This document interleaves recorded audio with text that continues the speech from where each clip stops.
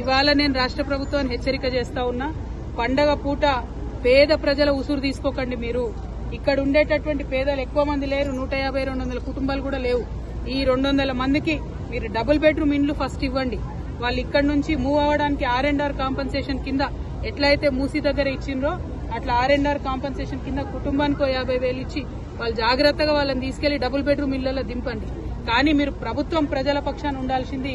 దౌర్జన్యంగా వాళ్ళ ఇళ్లు కూలగొడతా ఉంటే ఈ ఉసురు తగలక మానదు మీ ప్రభుత్వానికి. మిమ్మల్ని హెచ్చరిక చేస్తా ఉన్నాం. మీరు మళ్ళా 6వ తారీఖు లోపల వస్తామని చెప్పి హైడ్రా వాళ్ళందరూ వచ్చి ఇక్కడ వాళ్ళని బెదిరించిపోయినరట. 6వ తారీఖు లోపల మీరు ఖచ్చితంగా డబుల్ బెడ్రూమ్ ఇండ్లు వాళ్ళకి ఇవ్వాలి. ఇచ్చిన తర్వాతనే ఇక్కడికి హైడ్రా రావాలి. ఒకవేళ డబుల్ బెడ్రూమ్ ఇవ్వకుండా మళ్ళా హైడ్రా వస్తే ఆ బుల్డోజర్ కి ఎదురుగా నేనే పడుకుంటా అని కూడా ఈ సందర్భంగా మీకు తెలియజేస్తూ ఈ బాధితులు వాళ్ళ వివరాలు అన్ని తీసుకొని నేనే వస్తాను.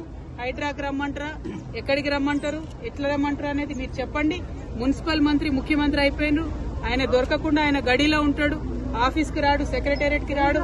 ఎక్కడికి పోయి ఇవ్వాలి ప్రజలు? ప్రజాపాలన అని చెప్పిండ్రు. అక్కడ రోజు ఉంటే వచ్చి అప్లికేషన్లు ఇవ్వమన్నారు. అక్కడికి ఒక్కసారి వచ్చిండు ముఖ్యమంత్రి గారు లాస్ట్ 2 సంవత్సరాలలో.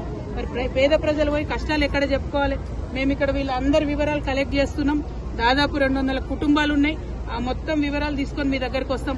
మళ్ళా బుల్డోజర్ వచ్చే లోపల వీళ్ళకి డబుల్ బెడ్రూమ్స్ ఇవ్వాలని కూడా నేను డిమాండ్ చేస్తా ఉన్నాను. Thank you. జై తెలంగాణ.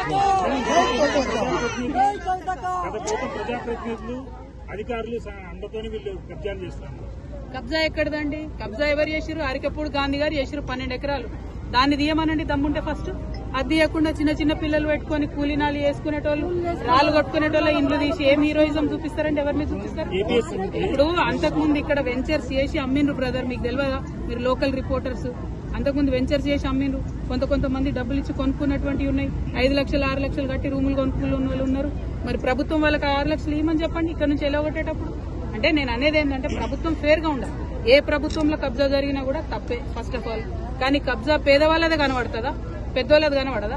ఎకరాలు మింగింది కనబడదా? నేను అనేది ఏంటంటే అవి కక్కించండి మీరు, మీకు దమ్ముంటే. అవి పక్కన పెట్టి పేదవాళ్ళ ఇళ్ల మీద పడి జులుం చేస్తామంటే చూసుకుంటూ ఊరుకునేటోళ్ళు లేరు.